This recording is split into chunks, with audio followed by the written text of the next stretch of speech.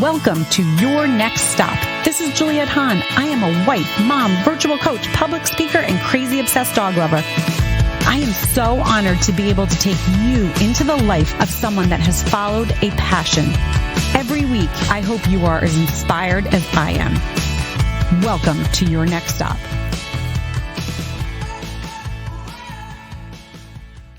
Hey guys, welcome to the Love What You Do series. I am super pumped for my next guest. She has been featured in People Magazine, New York Post, New York Times, Vice, Fatherly, and it's so important what she is doing for the world of parents and divorce.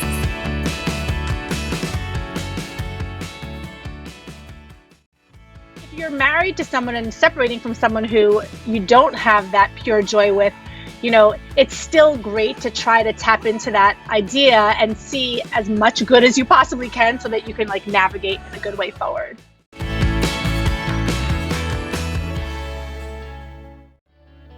Okay, so way back when I was 9 and my brother was 6, my parents got divorced. And at the time, it was the late 70s, early 80s. And my parents were very proud of the fact that they were going to have this good divorce. They had shared custody. My brother and I changed houses every day and alternated weekends. And, from my perspective at that time, it's not like it was so great. They were divorced and it was kind of hard. And, my best friend's parents were divorced and, it was a little bit complicated for me. And by the time I went to Cornell, then I went to Brooklyn Law School. When I got to law school, the last thing I ever wanted to do was divorce or family law. I took family law pass-fail. I'm done with this topic. Well, then shortly thereafter, I wound up clerking for a judge in New York City, where all I did was resolve high conflict, trial-ready, crazy divorces. And I found out a couple of things about myself and about divorce and about my family. So what I learned, first of all, was that I love settling hard divorces. It's almost like my superpower. I can, bring it on because I can help, close the unclosable, right? But more importantly, I realized that my parents had actually given me a great gift because I saw how horrible the process was for most people. And I also realized that sometimes court is necessary, but it's all about how the litigants, the people getting divorced, navigate for themselves to get through it, right? And so I created this thing called the Better Part Method, which is actually an educational tool for divorce lawyers and mediators who want to practice in a positive way. And then the book, Better Apart, is for the end user, the customer, the person who's getting divorced, because I know how lonely it is. I know not everybody can, afford to talk to me, quite frankly, because it's expensive. But the book sort of breaks down the nuts and bolts of what you need to do. How do you pick a lawyer? What do I have to think about when forming a parenting plan? What are the financial things that really matter? And then there's this whole sort of trajectory from being angry and full of blame to being an active visionary and really embracing your life and enjoying your life from where you are now, even if you're at an imperfect place.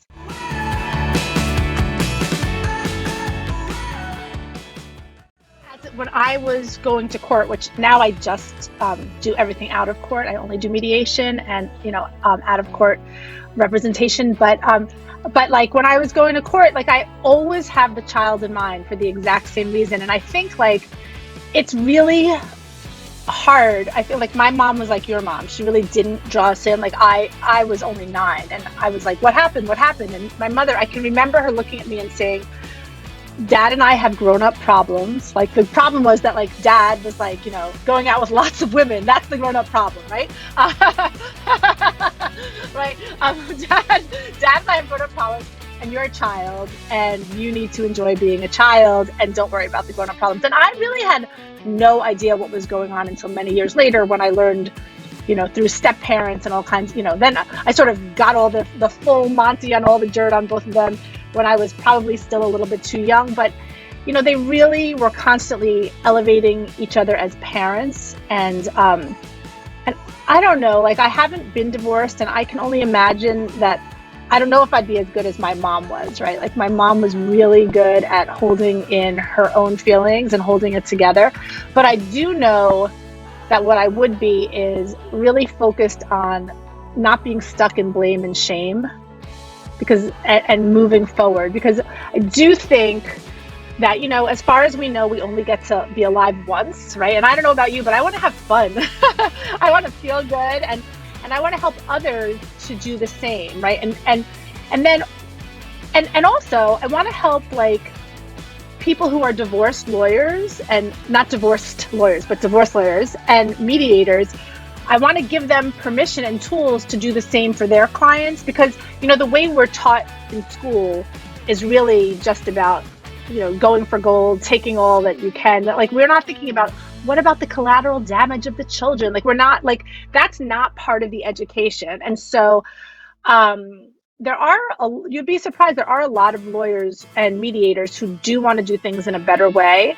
Not to say that litigation isn't necessary. Sometimes I do work for an incredibly aggressive litigation firm in Manhattan for cases that can't be mediated. So if anyone's listening to this and you're like, oh, I want to mediate, like if you are sort of always in the one down position, or you have no idea what the finances are and you think your spouse is going to withhold all of that, it is okay. I just want to overtly give you permission to go ahead and do what you need to do to take care of yourself and your family's finances. Do not shame yourself for not being able to mediate if the other side is impossible. Like, just press play and don't press stop. Just go, go, go.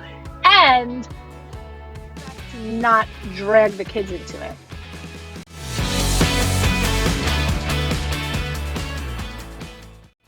So I have actually one book that's not yet sold, so we're not going to talk about that one yet. I do also have a quick little ebook that's going to be coming out soon called What You Need to Know Before You Get Married, which you'll be able to find right on my website, which is a great book of tips and budgets and like just things to think about. I'm getting a lot of calls from, believe it or not, millennials are a little bit, they're a little better than we are in this way. I'm getting proactive calls. They don't necessarily want a prenup. They're just like, hi, Gabrielle. You've been doing this a long time. What do I need to know? So I'm just sort of like telling them what they need to know. So it's a quick little book. And then Better Apart is sort of the flagship book at this moment. And it is a journey. It's a self-growth journey, right? To how to, it's really about how do you shift your inner narrative from blame and shame to vision and power, right? So how do we recognize our agency and stop being complicit, part of the problem, right? Like how many women do you know, and I was definitely guilty of this, who are, they have kids, they're married to someone who's traveling a lot, they come home from the travel and their husband is like, biking or running or hunting or fishing or, going out, whatever he's doing. And you're like, dude, I want to go to yoga. Like, and you realize the only person holding you back from yoga is you, right? Or like, for me, right. Like I wanted to write my book. Like I wanted to write the conversation changing divorce book endorsed by Gwyneth Paltrow. Like I literally imagined this. I said it to my husband. He was like, go back to sleep, Gabrielle. And I was like, those are fighting words. Because I was like, I'm writing this. And I did endorse it right on the cover, which was amazing. Like talk about manifesting. And I like to tell that story because everyone listening here, like if you can see it, if you can dream it, you can do it, right? So just be careful, like how we started this, right? Like your craziest, biggest dreams, you might as well go for them, because if you don't, you're just going to live with the regret or the wonder. And like, I, for one, do not want to live with regret and wonder, unless it's wonder of like what else can be, an expansive set of wonder, not a discontent feeling of longingness, less than, or something like that.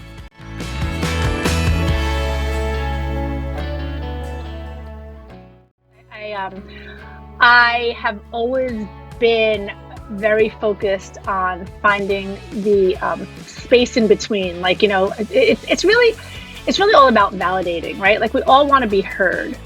So when you're working as the mediator, you really have to be laser focused on how to dissolve I'm making all kinds of hand motions. You can't see me either, but like how to dissolve sort of all the fire in the air, how to bring it down, how to get each person to have an opening for even like a scintilla of compassion for each other, right? Or for themselves. Sometimes just mirroring back what needs to be heard is all that's necessary to bring a case to its close. But, I think these days, like, you hear the word narcissist a lot, and I think that it might empower people who feel like they've been taken advantage of to have that label, and I think that's fine. Narcissism is a very specific diagnosis, and not everybody who's called a narcissist is a narcissist. But I do think that whether or not you're divorcing from someone who has a personality disorder or not, I think it's really important to check in with yourself over time to see if you still need to be so angry. Doesn't mean you have to let them back in. It doesn't mean you have to trust them, but you might just say, I have a little space to move from anger to neutral, or move from neutral to a little bit positive. You may always need to be guarded. You may feel unsafe for 50, 70, however many years, but you can move to a space where you can breathe again.